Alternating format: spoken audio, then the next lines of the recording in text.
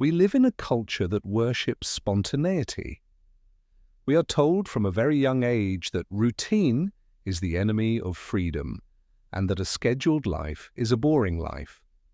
We scroll through social media feeds filled with digital nomads and spontaneous adventures, and we are sold a seductive lie. We are told that to be truly free, we must keep our options open, that we should go with the flow, that we should listen to the universe and act only on impulse. But what if I told you that the exact opposite is true? What if your refusal to stick to a routine is actually the reason you feel so trapped? Ask yourself honestly, does your lack of structure make you feel free? Or does it make you feel anxious? Is your freedom actually just a cage made of decision fatigue? There is a terrifying paralysis that comes from having infinite options. When you wake up with a blank slate, you aren't liberated, you are lost. You spend the first 3 hours of your day drifting, scrolling, and reacting. You become a leaf in the wind, blown around by the urgent demands of other people, your boss, your spouse, the breaking news, the algorithm. True freedom is not the absence of structure. True freedom is the presence of boundaries that you created. There is a pervasive myth that creative geniuses and successful entrepreneurs operate on pure inspiration. We imagine them striking while the iron is hot, working in bursts of manic energy, fueled by passion and caffeine. We imagine the writer staring out the window, waiting for the muse to descend. But when you look at the journals of Marcus Aurelius, or the schedules of modern titans of industry, or the training logs of Olympic athletes, you find something very different. You do not find chaos, you find boring, repetitive, rigid consistency.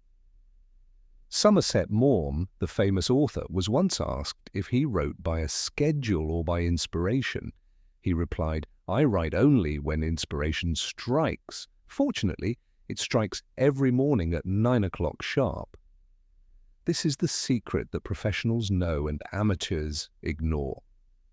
Structure creates the vacuum for ideas. If you wait for lightning to strike, you will stand in the rain for a lifetime. But if you build a lightning rod, if you show up at the same time, in the same chair, doing the same work, you invite the lightning down.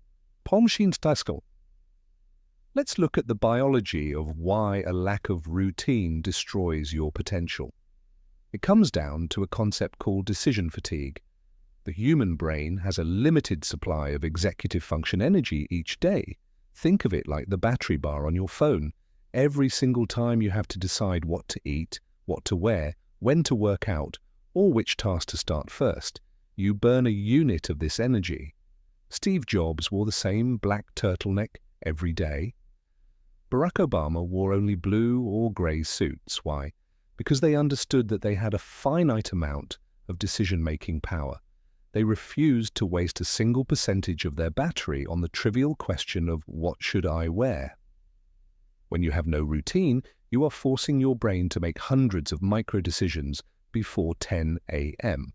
Should I get up now or snooze? Should I eat eggs or oatmeal? Should I answer emails or write that report? Should I go to the gym now or later? By the time you sit down to do the work that actually matters, writing your book, building your business, connecting with your family, your battery is empty. You feel a heavy fog. You find yourself reaching for your phone, looking for a dopamine hit, not because you are lazy, but because you are exhausted from deciding. This is where the reframe happens. Routine is not a prison, it is an automation tool. By deciding once that you exercise at 7 a.m., you never have to waste energy deciding it again.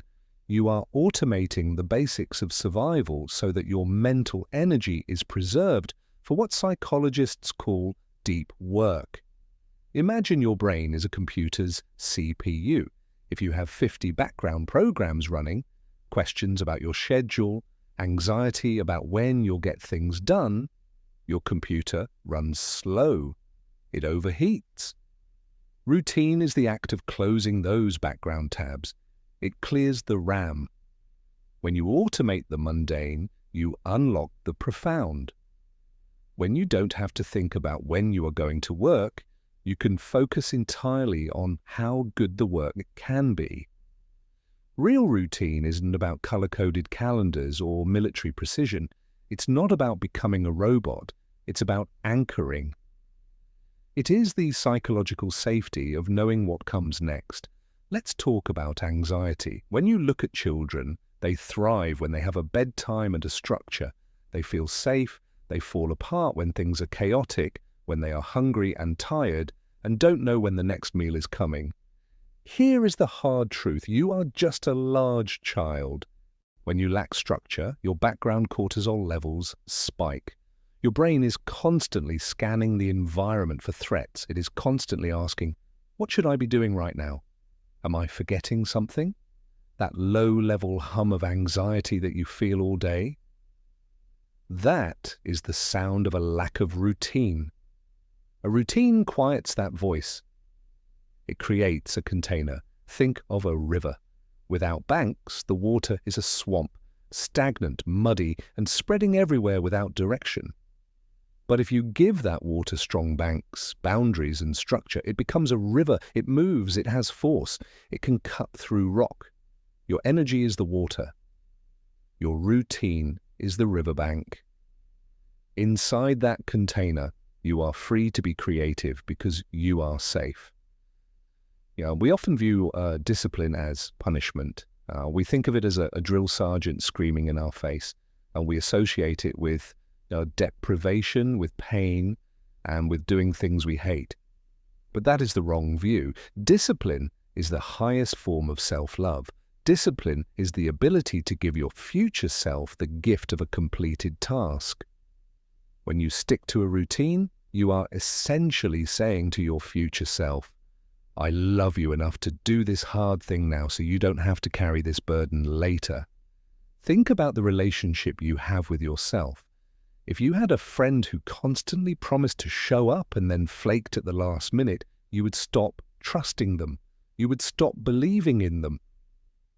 Yet, this is exactly what you do to yourself every time you break a promise because you didn't feel like it. The version of you that wakes up tomorrow morning, they are counting on you. They are hoping you went to sleep on time. They are hoping you prepped the gym clothes. They are hoping you finished the work. When you break your routine, you are betraying that future self. You are stealing their peace of mind just to buy yourself a moment of comfort right now. You must stop waiting to feel like doing it. This is the amateur's mistake. Motivation is a feeling, and feelings are like the weather, unpredictable, fleeting, and entirely out of your control. Routine is the shelter. Routine is the house you build that stands strong whether it is sunny or storming outside. You do not brush your teeth because you feel inspired to do it. You do not pay your taxes because you have a burning passion for accounting. You do these things because they are necessary. You do them because you are a professional at living your own life. Pause. So how do we fix this? We do not fix it by trying to become a different person overnight. We do not fix it by watching a motivational video and creating a complex 15-step morning protocol that involves ice baths and meditation, which we will inevitably fail at by day 3. That is just setting yourself up for shame. Here is your challenge for the next 24 hours. Do not try to overhaul your whole life. Pick one anchor. Maybe it's a 10-minute walk every morning at 8 a.m. Maybe it is reading 5 pages of a book before your phone turns on. Maybe it is simply doing the dishes immediately after dinner every single night. Pick one thing, just one. Do it at the exact same time. Do it whether you are tired. Do it whether you are happy. Do it whether you are sad. Do it until the decision is removed and the action becomes automatic. Do it until you prove to yourself that you can trust yourself again. Once you establish one anchor, the chaos begins to settle. You will find that order attracts more order. you will find that because you kept one promise, it becomes easier to keep the second one. Stop looking for freedom in the chaos. Stop looking for liberation in the lack of responsibility. That is not freedom, that is drifting. Build the routine, build the structure, and inside that structure, you will finally find the freedom you have been looking for.